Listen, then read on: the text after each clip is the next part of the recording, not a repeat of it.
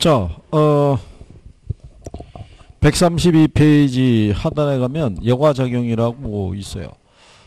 지난번에 배우셔가지고 조금은 용어나 이런 거는 뭐 정리가 좀 되지 않으셨을까. 그죠? 예. 작년에도 이게 이제 인용이 됐는데, 요거는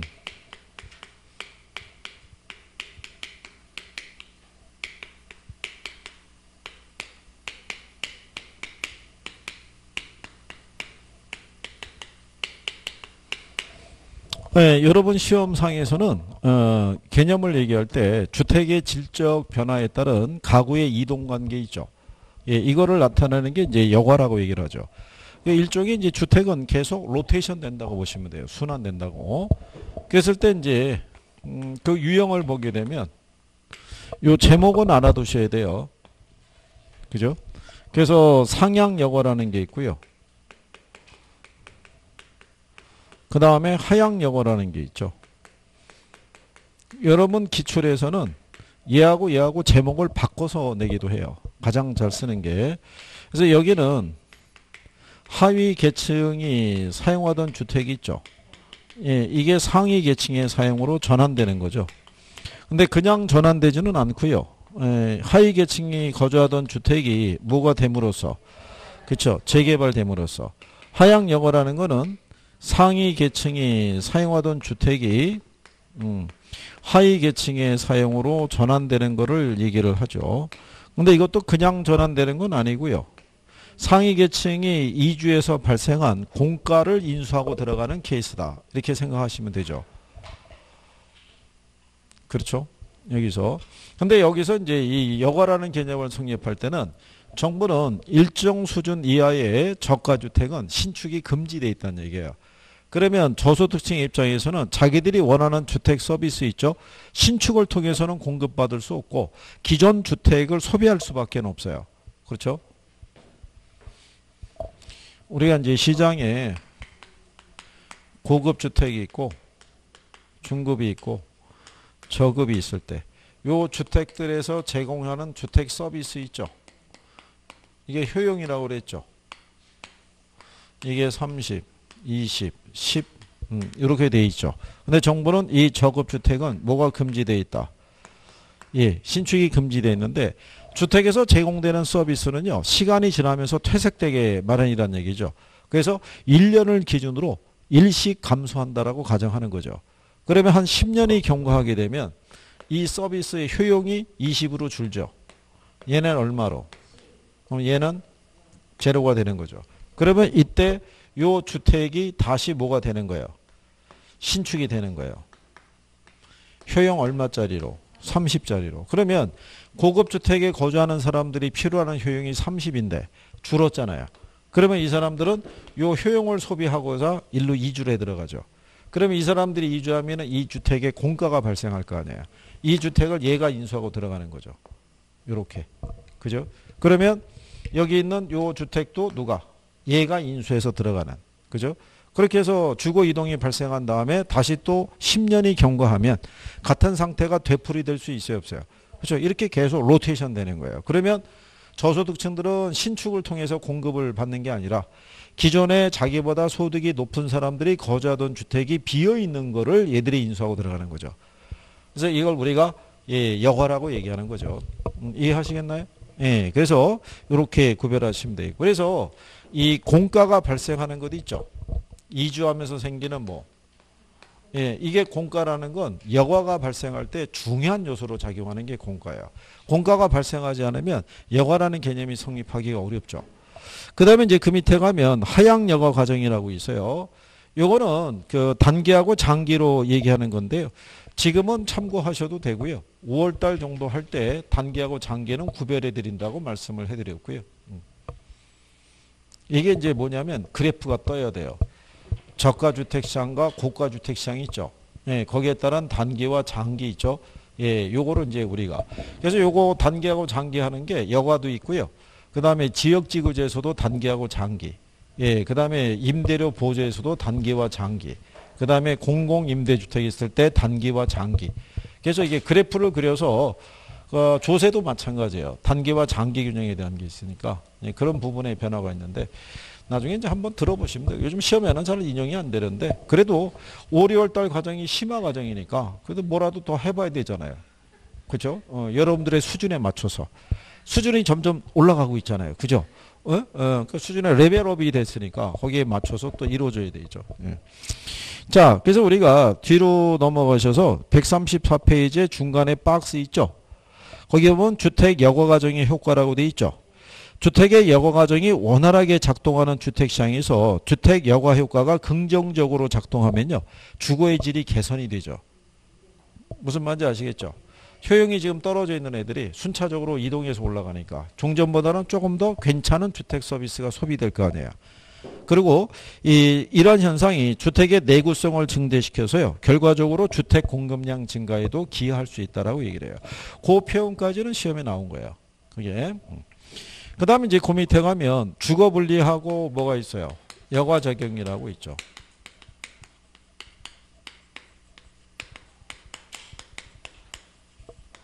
그래서 제일 먼저 나오는 게 주거 분리의 개념인데요.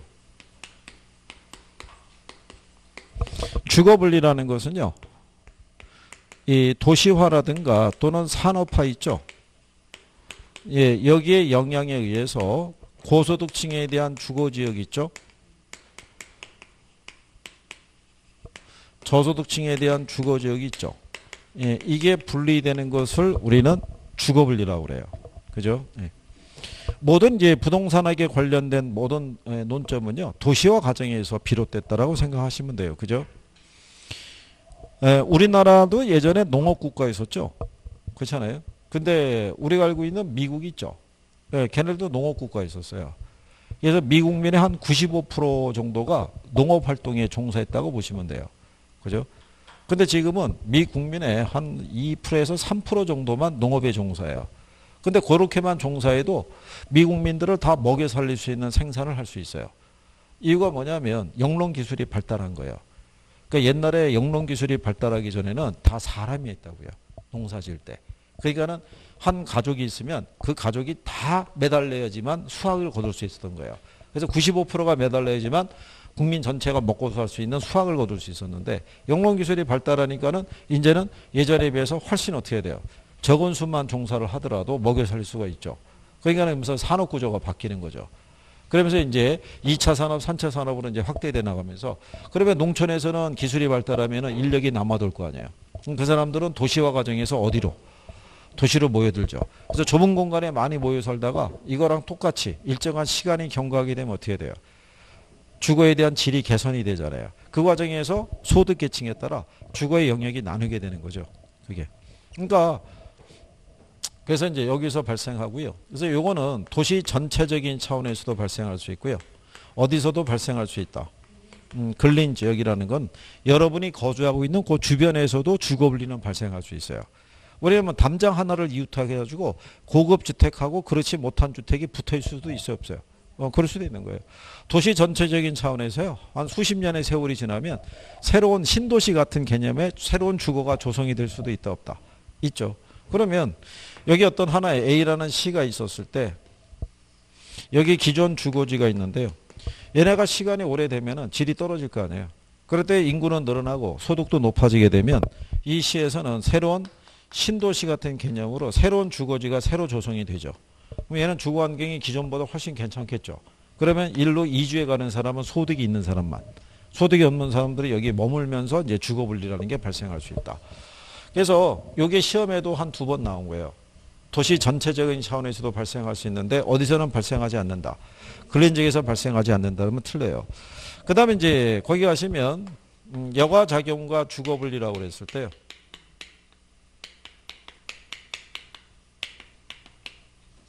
거기 이제 그림이 형성이 되어 있는 건요. 여기가 경계지역이고 저소득층의 주거지역, 고소득층의 주거지역일 때 여기 경계라는 건요. 주택이 없는 공간이에요. 그러니까 여기는 도로라든가 또는 담장이 있죠. 또는 언덕 뭐 이런 것도 있죠. 여러분들이 왜 힐스라는 거 아시죠? 힐스라는 게 언덕이잖아요. 여러분들이 LA 가면은 베벌리 힐스라고 있죠. 예, 그 언덕 위에 있는 주택들이 다 고급 주택이에요. 걔네들이 거기 있게 되면 대서양이 바라보이는 거죠. 이렇게 바다가 쭉 전경이. 그러니까 한 채에 수백만 불 뭐 이렇게 하는 거죠. 여러분들도 거기 있을 거 아니에요. 한 채씩. 코로나만 아니었으면 지금 거기서 쉬고 있었을 텐데. 그죠? 예. 그렇게 생각하는 거죠. 편하게. 그런 거죠. 그래서 여기는 저급주택, 고급주택인데 얘네가 한번 이렇게 분리가 되면요. 계속 이 상태가 유지된다는 거예요. 유지되는 이유는 뭐냐면 여기는 정의 외부 효과라는 게 존재하고요. 여기는 부의 외부 효과가 존재해요. 그래서 지난번에 인 것처럼 여기 고급주택이 있죠.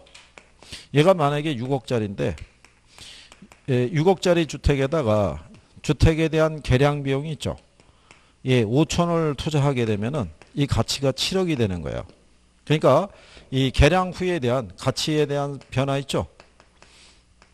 그러면 비용 대비 가치 상승이 크죠. 그렇잖아요. 큰 이유가 뭐냐면 이게 있어서 여기는 주거환경이 정비가 잘 돼 있으니까 주택에 관한 어떤 비용을 지출하게 되면 그 이상의 가치 상승을 기대할 수 있어요. 그러니까 여기 있는 사람들은 주택 관리에 신경 많이 쓰는 거예요. 그러니까 여기는 계속 이 지역으로. 근데 여기 있는 이 지역은 만약에 주택 가치가 2억이라고 그러면 개량 비용을 2천을 투자하죠. 그러면 개량 후의 가치가 2억 1천밖에 안 돼요. 그러면 비용 대비 뭐가? 가치의 상승이 크지 않잖아요. 그건 부의 효과 때문에. 여긴 주거 환경이 열악한 거예요. 그러니까 우리 집은 다 이번에 페인트칠 새로 하고 단장 새로 하고 막 이렇게 했는데 나가면 옆집 막 쓰레기 막 놓여져 있고 길 가는 사람들 막 오물 막 버리고 막 이런 거야. 그러니까는 주거 환경이 열악하다 보니까 가치 상승이 크진 않아요. 그럼 여기 있는 사람들은 주택 관리에 소홀해질 수밖에 없죠. 그러니까 여기는 계속 이 지역으로 남게 되는 거예요. 그런데 여기 경계에 있는 저가 주택이 있죠. 얘는 전체적으로 할증이 돼서 거래돼요. 비싸게. 왜 그러냐면 대부분의 뭐 마트라든가요, 공원이라든가 또는 영화관이라든가 또는 학원이라든가 이런 시설은 다 여기에 집결이 되는 거예요. 근데 여기 있는 사람들은 길 하나만 건너면 쉽게 이용할 수 있어요. 그러니까 얘네는 전체적으로 편익 시설이 괜찮으니까 가치가 비싼 거예요. 근데 여기 있는 고가주택 있죠. 얘는 전체적으로 할인돼서 거래돼요.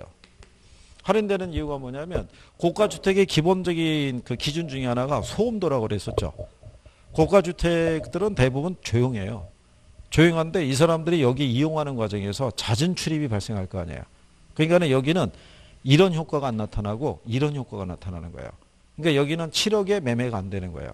그러니까 여기가 매물이 나오겠죠. 그럼 시세가 어떻게 돼요? 싸게. 그러면은 여기서 소득이 좀 있는 사람이 이거 인수하고 들어오는 거예요. 이걸 우리가 침입이라고 그래요. 그래서 이게 침입에 의한 하향 여과라고 얘기를 해요.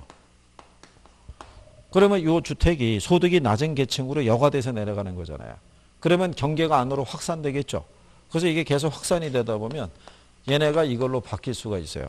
저가주택적으로. 그죠? 이렇게 바뀌는 거를 우리가 뭐라고 그러냐면 천이 또는 계승이라고 그래요. 천이라는 거는 원래 있던 원주민이 바뀌는 거예요. 원래 있던. 그래서 이제 미국에서는 이런 논리가 가능한 게 뭐냐면 미국 애들도 여전히 인종차별은 존재해요. 특히 남부로 가면 갈수록 심각하다고 보시면 돼요. 걔네는 백인들이 모여 사는 마을에 흑인이 이주해서 들어오면 백인들이 다 집단 이주해요. 흑인하고는 같은 하늘에서 못 산다 이런 논리인 거예요. 그 원리에서 기초해서 나온 거예요. 이 바탕이. 이게 걔네가 어느 정도의 인종에 따른 차별이 심하냐면 그러니까 우리나라 같으면 뭐 서울시장 정도 되는 거예요. 그래서 미국의 뉴욕 시장을 한 7년인가 한 그 시장이 있었는데 퇴직을 했대요. 퇴임을 하고 그 다음날 길에서 택시 잡으려고 그랬더니 택시 기사가 승차 거부했대요. 흑인이라는 이유로. 그러니까 그 사람이 시장으로 있었을 때는 그나마 넘어갔는데 이제는 자연인으로 돌아갔으니까 그런 게 존재하는 나라예요. 그게 여러 가지 어떤 뭐 그런 부분. 그러니까 걔네가 이 어떻게 보면 이제 다인종이잖아요. 여러 개가 섞여 있는 그런 적인데도 그런 차별이 아직도 존재하는 거죠. 자, 어쨌든 이게 이제 여가적인과 주거분리에 대한 내용을 그래서 거기 135페이지에 가면 중간에 주거분리와 근린지역의 변화라고 해놓고요. 거기 가면은 굵은 글씨로 해놨죠. 고소득층 주거지역과 인접한 저소득층 주거지역은 정의 외부 효과로 인해서 할증료가 붙어서 거래되고요. 저소득층과 인접한 고소득층 댁은 부의 외부 효과로 인해서 할인돼서 거래될 것이라 이렇게 해놨죠. 거기 시험에서 2번 나왔어요. 그래서 한 번은 맞는 거, 한 번은 틀린 거. 그래서 답으로도 유도된 적이 있으니까. 그리고 거기 보면 침입하고 천의 현상으로 인한 주거 입지의 변화라고 이렇게 해놨죠. 그래서 어떤 지역 기능에 다른 형태의 기능이 유입되는 현상을 뭐라 한다? 그걸 침입이라고 얘기하는 거예요. 그래서 원래 고급 주택 지역인데 저소득층들이 유입되는 현상을 우리가 침입. 그게 이제 되풀이 되면은 원래 있던 원주민이 바뀌는 것을 우리가 천이 이렇게 얘기를 해요. 자, 그렇게 이제 구별하시면 되겠고요. 그 다음에 이제 그 밑에 가면 불량주택 문제라고 있어요. 이 불량주택이 발생하게 되는 원인이 있죠. 원인은 여기서 나오는 거예요. 뭐가? 낮은 소득에서. 아까 우리가 여거가 진행이 됐다고 그랬죠. 예, 그래서 저소득층들이 종전보다는 조금 괜찮은 주택을 인수하고 들어갔어도 여전히 뭐가 낮으니까 소득이 낮으니까 주택 관리에 소홀해질 수밖에 없고 그래서 발생하는 게 그게 불량주택이라는 거예요. 그래서 얘는 뭐는 아니라고 그러냐면 이건 아닌 거예요. 왜냐하면 여기 나와 있는 저가주택도 시장에서 거래 가격이 있어요, 없어요? 있을 거예요. 정상적으로 시장에서 거래가 된 거예요. 됐는데 뭐가 낮아서 소득이 낮아서 발생한 거예요. 그래서 이 문제를 해결하려고 그러면 원인을 제거하면 된다고 그랬죠. 뭐를 높여주면 돼요? 네, 소득을 높여주면. 그러면 알아서 집단장하고 다 한다 안 한다? 다 하는 거죠. 네. 그래서 얘는 철거 등의 행태를 취하는 거는 바람직하지 않는 방법이다 이렇게 얘기하는 거예요. 그래서 이 불량주택 문제에 대해서 그렇게 구별을 하시면 되겠죠. 그리고 이제 그 136페이지의 맨 상단에 용어 보면은 젠트리피케이션이라고 해놨죠. 예. 그러니까 요거는 도시 재생이라고 생각하시면 돼요. 용어상에서. 서울에서 많이 발생했던 게 도시 재생이죠. 예. 지난번에 이렇게 하게 되면서 뭐가 발생하냐면 그 주거에 대한 이제 형태에서 소득 계층이 이제 바뀌어지는 거죠. 이게. 그래서 이제 서울에서 낙후된 지역이 나름대로 부동산 수요가 많을 거라고 예상이 되면 돈 있는 사람들이 그 지역을 매입을 해서 형태를 바꿔버리는 거죠. 예. 그게 나타나는 대표적이었던 게 그 신촌 쪽에 있는 홍대 있죠. 예, 뭐 이런 쪽이 이제 시초가 되지 않았나. 그래서 지난번에 얘기한 것처럼 신촌에 있는 홍대는 이쪽에 신촌의 그 연대나 이쪽 배에서는 임대료가 쌌어요. 예, 싸니까 젊은 애들이 다 그쪽에 가서 음악도 하고 막 이랬단 얘기죠. 그래서 이제 학생들이 거기에 가서 공연 보러 많이 갔는 거예요. 갔는데 거기에 먹거리나 뭐 이런 게 없었어요. 근데 애들은 많이 모이잖아요. 그래서 돈 있는 사람들이 가만히 보니까 괜찮거든요. 그러니까 거기에 있는 주택들이 단독이고 거기가 뭐 이렇게 철길이 하나 있어요. 예, 철길 따라가지고 옛날에 왜 드럼통에다가 이렇게 구워 먹고 뭐 이런 거 있잖아요. 선수집 같이 그런 거밖에 없었어요. 근데 그거를 매입해가지고 싹 밀어버리고 새로 지은 거예요. 그러면서 업종이 바뀐 거죠. 그죠? 예, 그래서 새로운 업종이 들어가고 임대료 비싸지고 막 이렇게 된 거죠. 그렇게 하게 되면 주변의 주거의 기능도 상업적인 기능으로 바뀌어버려요. 잠식해서 들어가니까 계속. 그렇지 않겠어요? 그래서 이제 그렇게 할 때 또 발빠른 사람들은 도로변에 내가 이 점포를 매입했잖아요. 근데 여기에 사람이 많아지면 틀림없이 주차 공간이 있죠. 이게 필요할 거 생각해서 요 뒤에 남들은 눈이 안 돌렸을 때 요 땅을 또 쌀 때 매입해 놓는 거예요. 그럼 나중에 이게 커지면은 이거 점포 확대 쓸 수도 있고 주차장으로 쓸 수도 있고 요즘 같을 때 주차 공간이 확보가 안 돼 있으면은 고객을 끌어모으기 힘들어요. 그렇잖아요. 그러니까는 그런 게 시장의 흐름을 보는 눈이 있는 사람들은 돈을 버는 거고 그렇잖아요. 남들은 야 아직 여기도 활성화가 안 돼 있는데 이거 뭐하러 지금 땅까지 또 추가로 사냐 이렇게 얘기했을 때 그 사람은 그 한 2, 3년 뒤의 변화를 내다본 거죠. 그러면 그 차익만 얼마겠어요. 그렇잖아요. 대학로도 그런 거예요. 대학로도 도로변을 중심으로 발달됐던 게 뒤로 계속 잠식해서 들어간 거예요. 그래서 이쪽에 언덕으로 쭉 올라가는데 주택가가 있는데 거기 초입까지는 해간 다 상업적인 게 다 들어간 거예요. 그쪽으로. 그래서 주택이 개조가 되면서 카페 뭐 이런 식으로 들어가고 막 그렇게 된 거죠. 그러고 나면은 주택이 매매가 될 수밖에 없는 게 상업적인 활동이 계속 잠식해서 올라오잖아요. 그러니까 이제는 점점 취객도 생기고 중대가 시끌시끌하고 막 이런 거예요. 그렇잖아요.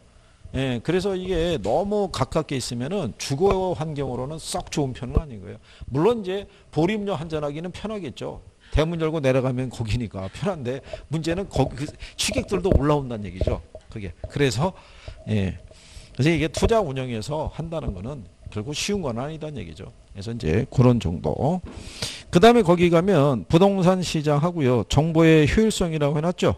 예, 여기는 다음 시간에 해야 될 것 같겠죠. 한 번에 다 끝내드려야 되니까. 표정이 또 밝아지시는군요. 끝날 때가 제일 좋으신 것 같아요. 그리고 이제 오후에 우리가 이제 계산 그 해야 되잖아요. 예, 그래서 시간은 뭐 3시면은 충분하겠죠. 예, 이게 우리 3시 수업이잖아요. 예, 이게 1시간 수업들이니까 거의 빡빡하다고 대부분에. 그래서 3시에 우리 지난주에 3시 했나요? 2시 반에 했나요? 2시 반에 했나요? 2시 반에? 2시 반에 원하시면 2시 반에 해드리고. 아, 그렇지 않나요? 3시는 확보를 해야 되나요? 2시 반이면 너무 빡빡해요. 예, 3시부터 해서 마무리 해드릴 테니까. 그래서 식사하시고 한번 이렇게 지난주에 배웠던 거 하셔도 되고 굳이 오늘 배울 거 안 하셔도 되고 지난주에 배웠던 거라도 연습 한번 해보세요. 무슨 말인지 아시겠죠? 예. 자, 오전 수업은 여기까지 하겠습니다. 고생했습니다. 수고했습니다.